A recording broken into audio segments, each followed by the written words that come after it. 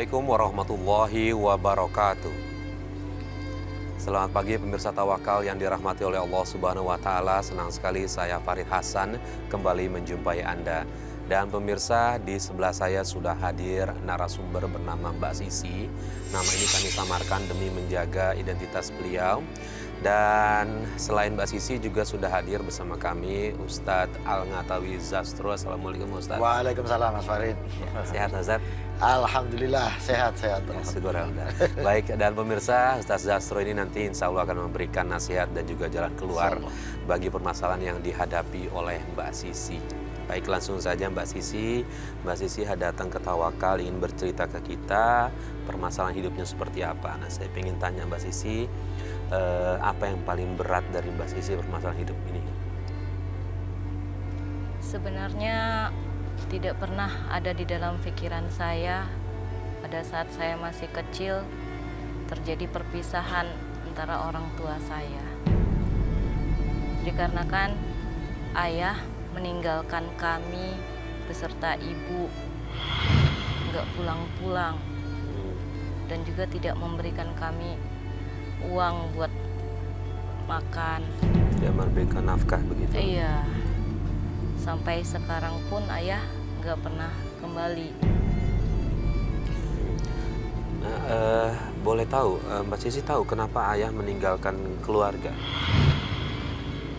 Saya tidak tahu, cuman saya masih ingat pada saat itu ayah dan ibu sering bertengkar, heboh dan bertengkar cekcok mulut sampai perang besar begitu, Mas. Ada kekerasan di situ? Ayah suka memukul ibu saya. Mbak Sisi berapa berkeluarga dan anak keberapa? Saya anak pertama dari 3 bersaudara. Dari 3 bersaudara. Semua menyaksikan perlakuan ayah ke ibu seperti itu? Tidak, pada saat itu yang menyaksikan saya. Karena yang udah mengerti dengan pertengkaran itu waktu itu baru saya. Oke. Kalau boleh tahu, apa yang mereka pertengkarkan? Pertengkarannya masalah ayah jarang pulang dan tidak pernah memberi nafkah, Mas. Itu? Iya. Terus kondisi pendidikannya bagaimana Mbak Sisi ketika orang tua seperti itu? Jadi kan seusia dia kan mesti butuh sekolah, ya, betul. Butuh apa gimana? Iya, pada saat itu saya sampai putus sekolah, Pak. Putus sekolah pada kelas berapa waktu itu saya ingat? Saya SMP, pada saat naik kelas 2 SMP. Karena ibu sudah tidak bisa membiayai untuk sekolah saya lagi. Nah, Bapak meninggalkan Mbak Sisi sejak apa? Kelas berapa Mbak Sisi posisinya? Bapak meninggalkan saya waktu itu kelas 1 SMP. Jadi saya masih sekolah dan adik saya yang kedua baru kelas 2 SD. Saya kelas 1 SMP. Ayah pergi meninggalkan kami pada saat ibu baru selesai melahirkan adik saya yang ketiga. Berakhir, ya Allah. Jadi Pak Ustadz, apa hukumnya nih bagi pria nih yang tidak menafkahi anak istrinya nih Pak Ustadz? Jadi kalau dalam konsep Islam, Mas Faris ya, kan itu sebetulnya istilahnya job disk-nya itu sudah dijelaskan secara rapi ya. Bukan untuk membedakan atau bukan untuk apa ya, memisah-misahkan. Tetapi ini memang aturan supaya rumah tangga itu berjalan dengan baik, perlu ada sistem ya. Maka tugas suami, tugas istri itu dalam Islam sudah dijelaskan. Seperti yang disebutkan dalam surat Al-Baqarah ayat 233 menyatakan bahwa salah satu tugas ibu, tugas perempuan adalah menyusui anak-anaknya. Ya. Nah, kemudian tugas ayah itu apa? Tugas suami itu apa? Wa alal mauludi, dan bagi seorang suami lahu rizquhunna wa kiswatuhunna bil ma'ruf. Dia bertanggung jawab untuk memberi rizki, dalam hal ini menafkahi, memberikan pakaian ya, dengan cara yang baik, yang layak, yang pantas.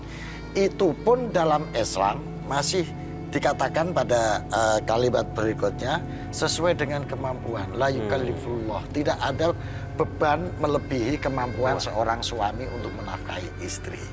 Tapi kalau sudah seperti ini sampai meninggalkan anak, menterlantarkan anak, ini sudah jelas melanggar dari apa yang sudah ditentukan Islam mengenai tugas kewajiban seorang suami terhadap istri dan anak-anaknya. Itu dosanya besar. Dosa besar, karena ini tidak hanya dosa kepada Allah saya pikir, tapi juga dosa sosial. Karena dosa sosialnya apa? Membuat kerusakan, karena masa depan anak jadi terganggu, sistem sosial jadi terganggu karena keluarga tidak bisa hidup secara layak untuk memperoleh pendidikan, memperoleh rezeki yang baik yang bisa menjaga sustainability dalam kehidupan sosial anak dan istrinya. Ini luar biasa nih. Mbak Sisi, saya mau nanya, setiap bapaknya Mbak Sisi jarang pulang, apa yang keluarga Mbak Sisi lakukan atau Mbak Sisi lakukan sendiri? Saya harus mencari nafkah, Mas. Saya bekerja serabutan. Saya ngebantu di warung makan buat ngebantu beli susu adik saya. Saya pernah mencuci piring, terus piringnya pecah dan ibu yang punya warungnya marah besar sampai saya diguyur pakai air bekas cucian piring. Sisi, itu piring bekas makan tamu dibenahin dong. Iya, Bu. Cepetan. Aduh, apa-apaan sih? Kamu nih. Maafin saya, Bu. Saya nggak sengaja jatuhin piring ini. Kamu kerja nggak sih? Piringnya sampai pecah begitu. Dibenahin. Iya, Bu. Maafin saya, Bu. Saya nggak sengaja jatuhin piring ini. Maaf. Emang kalau kamu minta maaf, piringnya bakal balik seperti semula? Iya, Bu. Pokoknya kamu harus ganti piringnya. Cepet benahin. Pokoknya gaji kamu saya potong. Jangan, Bu. Kerja gitu aja kagak becus.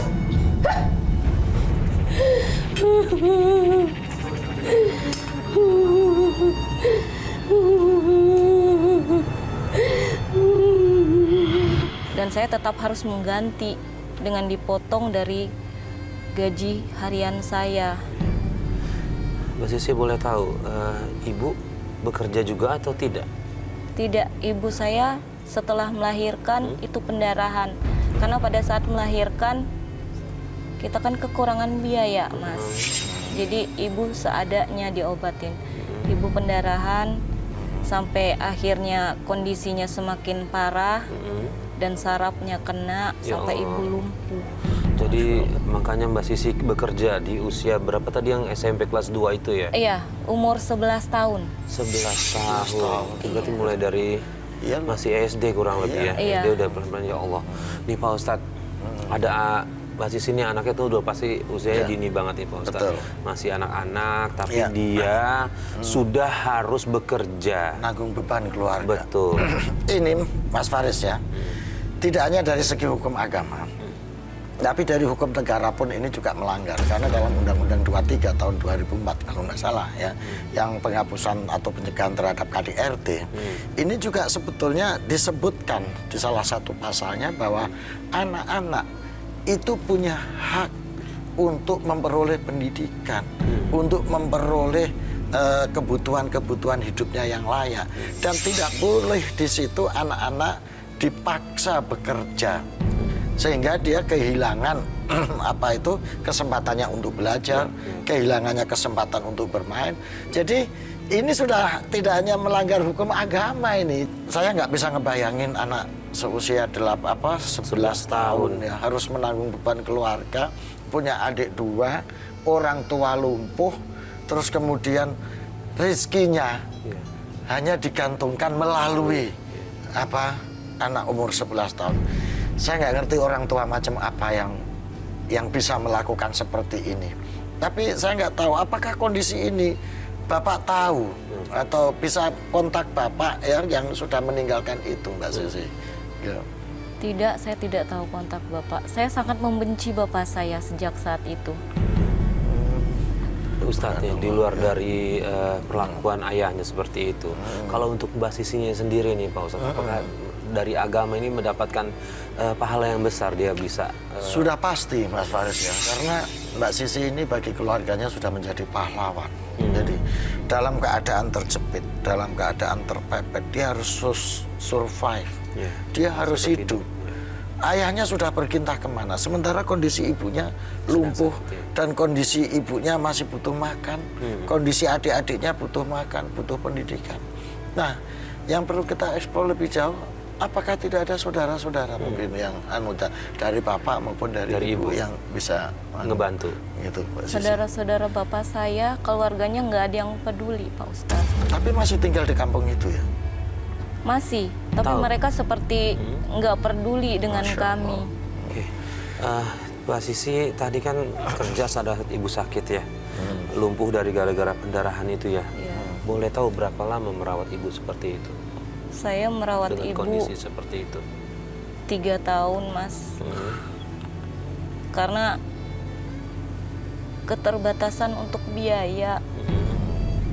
Buat makan saja saya susah. Buat cari makan buat adik-adik, beli susu buat adik saya. Waktu itu adik saya juga kekurangan gizi. Tapi saya harus bisa karena saya anak yang paling tua. Saya masih ingat, Mas, saat saya diusir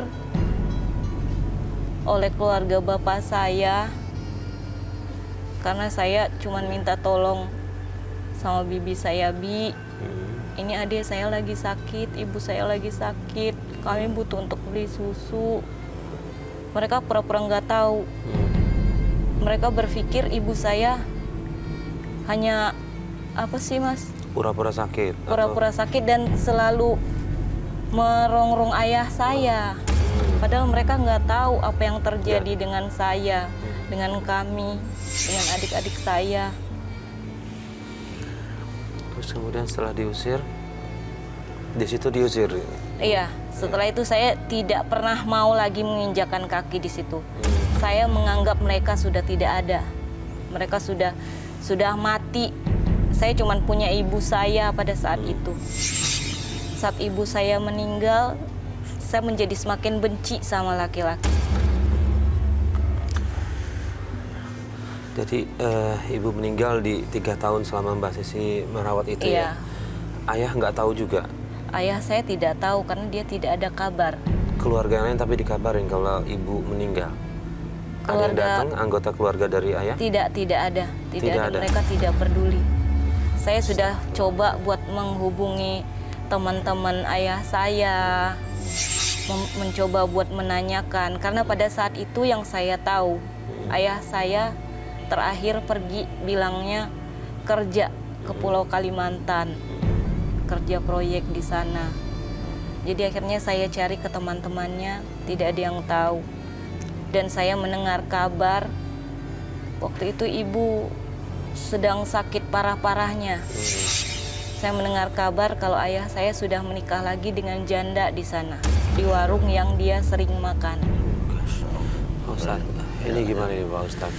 Ya, jadi Mas Faris, inilah kenapa agama ketat memberikan aturan dalam hal rumah tangga ini, karena untuk mengantisipasi supaya hak, kewajiban, tanggung jawab ini harus ditunaikan, dilaksanakan dengan baik. Jadi kalau ada orang ngomong ada pemisahan, ada pembedaan dalam agama, ya itu memang untuk mengatur supaya hal-hal seperti ini tidak terjadi. Maka Allah menurunkan surat Al-Ma'un itu antara lain adalah untuk mengingatkan kita-kita ini ya, yang mampu, supaya orang-orang yang terlunta-lunta seperti Mbak Sisi ini juga kalau ada orang tua, ya mohon maaf kalau pakai saya kata kasar, yang sudah tidak beradab seperti bapaknya Mbak Sisi ini ya, maka agama memberikan lapisan supaya orang-orang seperti adik-adik beliau, adik-adik Mbak Sisi ini diperhatikan oleh sesama kita. Ara'aital ladzi yukadzibu biddin. Tahukah kamu siapa pendusta agama? Fadzalikal ladzi yad'ul yatim, yaitu mereka yang menyanyiakan anak yatim. Wala yakhuddu ala ta'amil miskin, dan tidak peduli kepada nasib orang miskin yang kelaparan, makanan-makanan orang miskin tidak kelaparan. Nah ini, jadi Mbak Sisi, saya bisa merasakan penderitaan, kesulitan hidup yang bertubi-tubi. Padahal dalam Islam itu ya Mas Farid, mestinya kalau seorang laki-laki ini sudah tidak ada dengan segala alasan, mestinya tanggung jawab diambil alih oleh saudara-saudara dari pihak laki-laki itu. Entah adiknya, entah orang tuanya, entah kakaknya. Ini makanya dia berhak mewakili kalau dia punya anak perempuan. Makanya tanggung jawab ini bisa dilimpahkan kepada keluarga sebetulnya ketika seorang ayah, seorang laki-laki itu sudah tidak ada. Tapi nasib Mbak Sisi memang tragis menurut saya. Oke, Mbak Sisi, setelah peninggalan dari ibu, Mbak Sisi gimana menjalani kehidupan sehari-hari bersama adik-adiknya? Saya semakin membanting tulang. Saya kerjakan apa saja semua. Bantu orang mencuci di rumah, jadi buruh cuci, bantu bawain sayuran. Kadang saya juga dagang sayur. Sementara adik saya yang masih kecil selalu menangis. Adik saya yang satu lagi yang nomor 2 selalu menanyakan, ayah kenapa kak, kok nggak pulang-pulang? Udah nggak usah nanyain ayah kamu, udah mati, ayah kita udah mati, udah nggak punya ayah. Saya benci sama ayah saya, Mas. Saya ingat saat adik saya sakit, saya nggak bisa kerja, tapi saya harus buat cari makan buat mereka. Saya udah nggak punya ibu, udah nggak punya ayah. Walaupun ayah saya masih hidup, saya seperti anak yatim piatu. Saya benci laki-laki. Karena bagi saya semua laki-laki itu sama seperti ayah saya. Sampai akhirnya saya tidak menikah sampai sekarang. Gimana ya Pak? Tapi segitu bencinya sama ayah, bolehkah seorang anak membenci seperti itu? Bahkan sampai pelampiasannya dia ikutan benci dengan laki-laki lain, Pak Ustadz. Ya, ini harus dijawab dari dua sisi, Mas Faris. Kalau pertanyaannya, bolehkah seorang anak membenci pada ayah yang sudah menyia-nyiakan dia? Secara normatif, dalam aturan norma agama, itu tidak boleh seorang anak membenci ayah dalam keadaan apapun. Karena bagaimanapun seorang ayah tetap orang tua yang sudah mengukir jiwa raga dan menjadi sebab lahirnya Mbak Sisi ke dunia. Ini secara normatif, ya Mas Farid. Tetapi kita harus melihat kondisi psikologinya Mbak Sisi juga, yang sudah disakiti, yang sudah dibuat menderita sejak kecil, sehingga sangat bisa dipahami kalau tumbuh kebencian-kebencian, tumbuh dendam yang kemudian dilampiaskan kepada laki-laki lain. Itu sangat bisa dipahami. Tapi begini Mbak Sisi, kalau saya boleh menyarankan ya Mbak Sisi. Mbak Sisi ini kan masa depannya masih panjang. Insya Allah kalau Allah beri umur panjang, Mbak Sisi masih ada tapakan-tapakan ke depan. Kan Mbak Sisi pengen hidup bahagia ya. Mbak Sisi pengen hidup senang. Mbak Sisi pun ingin hidup secara normal yang layak. Maka kalau saya boleh nyarankan, sudah semua yang sudah kejadian Mbak Sisi itu menjadi pelajaran, menjadi pengalaman hidup untuk Mbak Sisi lebih hati-hati lagi. Sebab kalau Mbak Sisi hanya menuruti dendam, menuruti emosi, nanti Mbak Sisi tidak akan bisa lepas dari belenggu itu. Mbak Sisi pengen bahagia kan? Mbak Sisi pengen hidup layak, yang nantinya punya keluarga yang baik, yang punya anak-anak yang baik, yang soleh, gitu ya. Maka saya sarankan, pertama, supaya Mbak Sisi mengambil hikmah dari kehidupan yang sudah Mbak Sisi lalui. Cari laki-laki yang baik. Itu saya yakinkan bahwa apa yang dilakukan ayah Mbak Sisi belum tentu dilakukan oleh laki-laki yang lain. Jadi, boleh dendam, tapi itu jangan sampai menjadi penjara yang menyekat Mbak Sisi untuk bisa hidup bahagia dengan yang lain. Begitu Mbak Sisi ya. Banyak cerita kok yang tentang hal itu Mbak Sisi. Tapi saya juga masih mau nanya nih, tadi Mbak Sisi bilang katanya benci sama laki-laki dan memanfaatkan mereka, betul begitu? Boleh tahu nggak memanfaatkan seperti apa sih Mbak Sisi? Saya manfaatkan uang mereka dan perasaan mereka. Jadi dengan cara saya mengiming-imingi mereka, saya bilang sayang, saya butuh seorang sosok ayah, adik-adik saya butuh seorang sosok ayah, saya butuh. Akhirnya saya manfaatkan perasaan mereka dan akhirnya uangnya mengalir buat saya. Terus kemudian saya dengar sempat ada masalah ya. Ketika memanfaatkan pria, ternyata pria ini katanya sudah menikah, betul? Iya benar. Pada saat itu pacar saya datang ke kontrakan.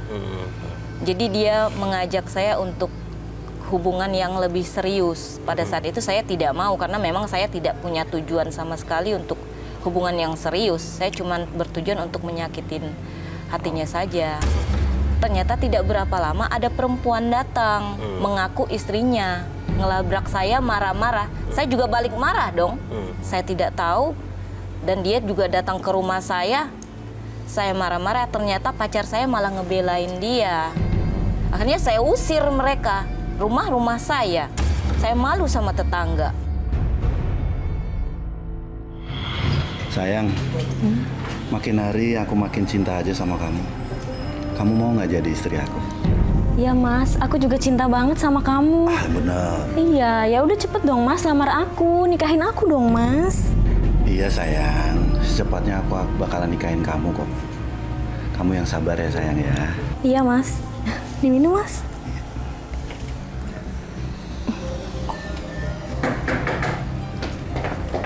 Oh, bagus banget ya kalian ya.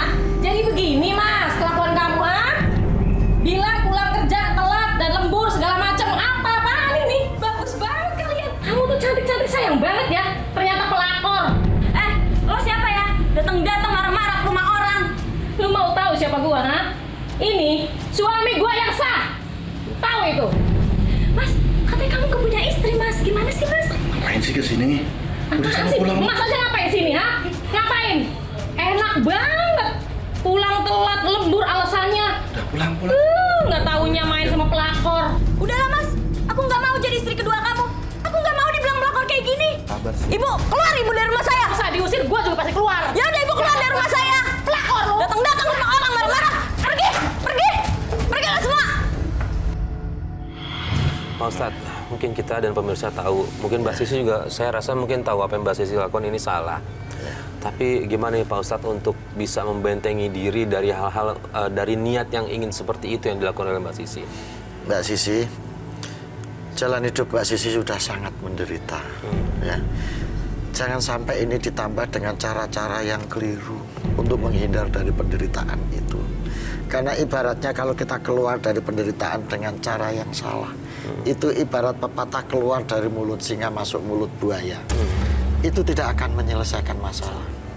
Jadi sudahlah, itu akhiri cara-cara seperti itu Mbak Sisi. Itu tidak akan menimbulkan kebahagiaan bagi jalan hidup Mbak Sisi.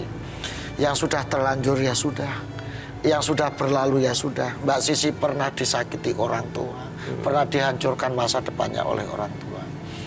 Dan Mbak Sisi juga pernah melakukan hal yang sama ketika, maaf ya, dalam tanda petik menjadi perempuan pengeretan ya, sebagai pelampiasan dendam, sebagai pelampiasan kebencian pada laki-laki. Kalau Mbak Sisi pengen hidup bahagia, pengen hidup layak, sudah akhiri semuanya itu. Mbak Sisi, saya sarankan cari laki-laki yang baik, berhidup berumah tangga yang baik. Mbak Sisi berhak bahagia. Penderitaan yang sudah Mbak Sisi peroleh selama ini itu menjadi apa ya? Menjadi bekal untuk meniti kehidupan yang lebih baik ya Mbak Sisi ya.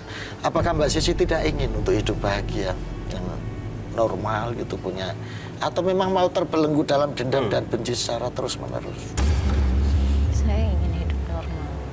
Ingin hidup normal ya Mbak Sisi ya. Tapi rasa benci saya masih belum bisa. Tapi Mbak Sisi ya, tidak ada penyakit yang tidak ada obatnya. Likulli da'in dawaun. Kalau Mbak Sisi ingin melepas semuanya itu, ada upaya-upaya yang bisa dilakukan secara batin ya Mas Farid. Ya. Satu, Mbak Sisi bisa setiap saat untuk melembutkan hati membaca istighfar, supaya mengikis dendam-dendam, kotoran hati, kotoran jiwa yang selama ini ada. Jadi itu, setiap saat baca istighfar, setiap saat mohon ampun. Kalau agak panjang sedikit, ditambah dengan doa Rabbana dzalamna anfusana fa illam taghfir lana wa tarhamna lanakunanna minal khasirin. Kalau memang Mbak Sisi ingin hidup bahagia, hidup normal, cobalah kikis dendam, kikis kebencian itu dengan baca istighfar, dengan baca doa. Pelan-pelan nanti hatinya Mbak Sisi akan luruh untuk menghilangkan rasa dendam itu, insya Allah. Amin. Sekarang jadi pertanyaan, Mbak Sisi sekarang bahagia nggak dengan melakukan hal seperti itu? Jujur tidak. Tidak. Berarti Mbak Sisi dalam hati kecil Mbak Sisi sebenarnya sadar apa yang dia lakukan ini salah ya Mbak Sisi ya. Apa yang sekarang Mbak Sisi masih mengganjal dalam diri Mbak Sisi? Apakah setelah itu Bapak pernah ada kontak lagi atau apa barangkali setelah sekian lama gitu? Pernah bapak saya pernah datang ke kontrakan. Waktu itu saya belum beli rumah, baru bayar separuh. Bapak saya datang dalam keadaan seperti orang yang tidak waras. Dia membawa-bawa foto, bertanya pada setiap orang, pernah lihat orang ini nggak? Ini anak-anak saya, pernah lihat orang ini nggak? Akhirnya dia sampai ke rumah saya, menanyakan. Saya bertemu dengan bapak saya. Rasa benci saya benar-benar, saya tidak bisa mengungkapkan dengan kata-kata. Ingin saya tendang bapak saya waktu itu. Cuman saya menahan. Saya cuma bilang, nggak ada orang itu di sini, saya nggak pernah lihat. Saya bilang gitu, saya usir. Udah sana. Bapak nggak tahu kalau Mbak Sisi ini adalah anaknya datang ke rumah itu? Dia tidak tahu. Tidak tahu. Ya Allah nih Pak Ustadz. Mbak Sisi sebegitu marahnya hingga Mbak Sisi mengenal ini sebenarnya ayahnya, tapi ayahnya mencari dia dan adik-adiknya malah justru diusir Pak Ustadz. Ya, itu ya sekali lagi saya mengatakan saya bisa memahami kondisi psikologisnya Mbak Sisi ya. Karena dendam, karena kebencian yang sudah berlarut-larut sampai kayak gitu ya.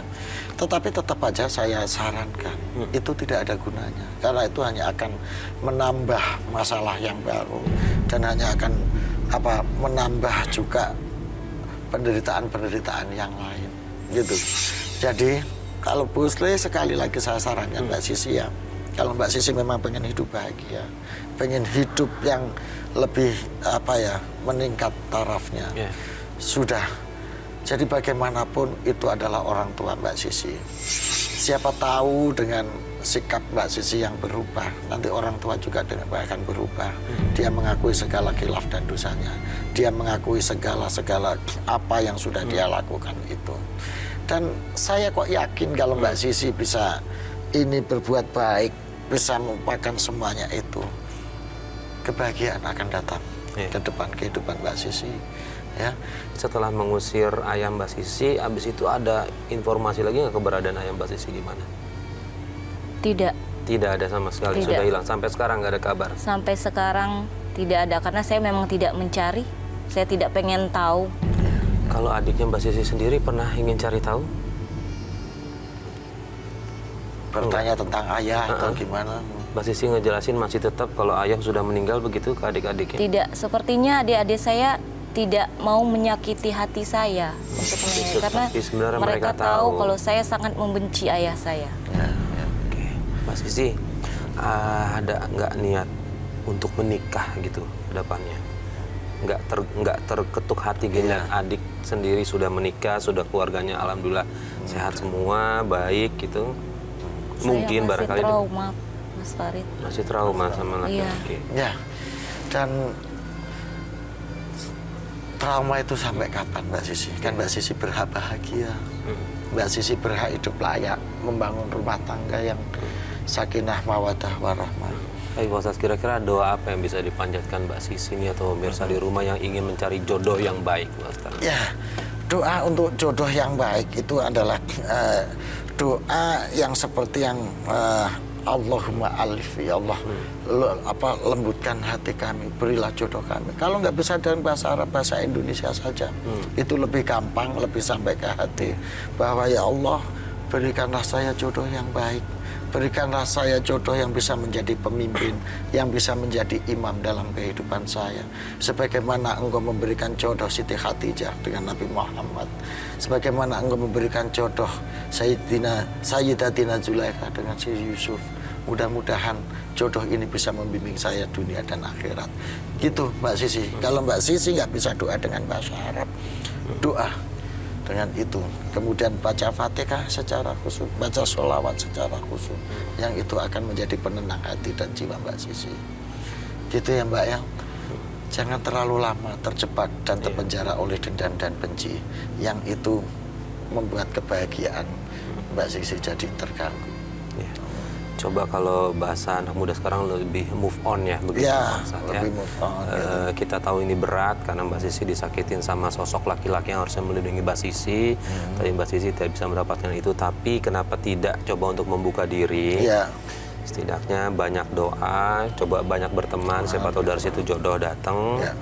Sebenarnya nih, kalau dihilangkan dari hati kecil Mbak Sisi mau kan menikah? Coba hilangkan dulu yang lainnya. Ya, bayangkan Bayangkan. kebahagiaan ke depannya Mbak Sisi dengan keluarga. Ingin nggak sih bahagia dalam sebuah bina rumah tangga seperti itu? Ada keinginan itu ya? Keinginan ada, Oke. tapi rasa trauma saya masih terlalu besar. Artinya memang dari keinginan itu ada, cuma memang tinggal menghilangkan Ya, rasa trauma. Kalau menghilangkan rasa trauma memang harus banyak konsultasi, Mbak Sisi. Banyak berteman, tanya. Ya itu tadi, tanyanya juga harus orang yang benar, Mas Farid. Jangan betul. sampai tanya kepada orang yang salah, yang itu justru Ntar bisa malah terjerumus. menimbulkan trauma yang kedua kali. Betul. Ya makanya saya sarankan soal kepada ulama, kepada kiai, kepada orang-orang yang benar-benar bisa membimbing gitu ya. Ya mudah-mudahan dengan acara ini nanti kita menjadi banyak teman, banyak Amin, orang ya tahu Allah. gitu. Pak Ustaz Sastro, ini pelajaran apa kira-kira yang bisa dipetik dari kasus yang Mbak Sisi alami ini sehingga pemirsa di rumah bisa menjadi pelajaran dan tidak mengulangi apa yang dilakukan? Satu dari bagi Mbak Sisi? para kaum lelaki bahwa perbuatan tidak bertanggung jawab, banyak berburu nafsu, berburu keinginan dan kesenangan. Itu tidak hanya berakibat buruk bagi si pelaku itu sendiri, karena dia tidak akan hidup bahagia dengan cara seperti itu, tapi juga berakibat buruk kepada masa depan keluarga, berakibat buruk kepada anak-anaknya. Dan ini dosa tidak hanya kepada Allah Subhanahu wa Ta'ala, ini dosa sosial, ini dosa terhadap sesama manusia yang itu luar biasa, Mas Faris. Jadi mungkin Allah bisa memaafkan terhadap dosa ini, tetapi terhadap anak, terhadap istri, apalagi sampai meninggal, dia nggak sempat untuk meminta maaf. Maka kepada para pemirsa, ini pelajaran yang baik bagi kita sebagai kaum lelaki untuk bisa bertanggung jawab melaksanakan amanat sebagai kepala keluarga, karena tanggung jawab Anda ini akan menentukan kehidupan anak-anak dan kehidupan manusia selanjutnya. Baik, terima kasih Pak Ustadz atas semua nasihatnya, Mbak Sisi. Ya. Terima kasih juga sudah berbagi cerita dengan kita mengenai kehidupan Mbak Sisi. Mudah-mudahan ke depannya Mbak Sisi mau coba merubah diri dan bisa menjadi lebih baik lagi. Bismillah ya Mbak Sisi ya. Bismillah Mbak Sisi ya. Cari hidup yang baru, bayangan hidup yang baru. Sudah, masa lalu penderitaan Mbak Sisi sudah cukup. Baik, terima kasih Pak Ustadz. Sama-sama, Pak Farid. Dan pemirsa, akhirnya sampai di sini Tawakal. Terima kasih atas kebersamaan Anda. Saya Farid Hasan undur diri. Wabillahi taufik wal hidayah. Wassalamualaikum warahmatullahi wabarakatuh. Waalaikumsalam.